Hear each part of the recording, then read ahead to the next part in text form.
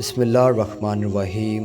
अस्सलामुअलैकुम दोस्तों, इस वीडियो में हम इमाम हसन अलैहिस्सलाम और इमाम हुसैन अलैहिस्सलाम की शान मुबारक बयान करेंगे।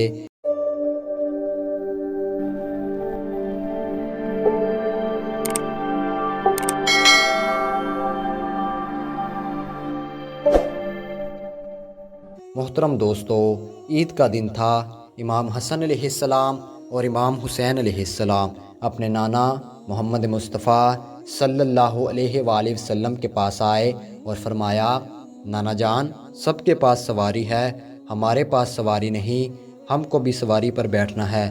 मोहम्मद मुस्तफ़ा सल्लल्लाहु अलैहि वसल्लम ने इमाम हसन अलैहिस्सलाम को अपने एक कंधे पर बिठाया और इमाम हुसैन अलैहिस्सलाम को अपने दूसरे कंधे पर बिठाया और कहा, हसन बेटा, मेरे सर के आधे बाल मुबारक तुम पकड़ लो और आधे बाल हुसैन तुम पकड़ लो, मैं तुम दोनों की सवारी हूँ।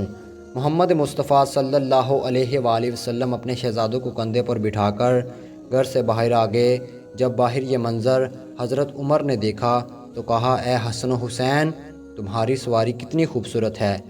इसके जवाब में मोहम्मद मुस्तफ़ा सल्लल्लाहु अलैहि वसल्लम ने फरमाया, ए उमर, सवार भी तो देखो, सवार कितने खूबसूरत हैं।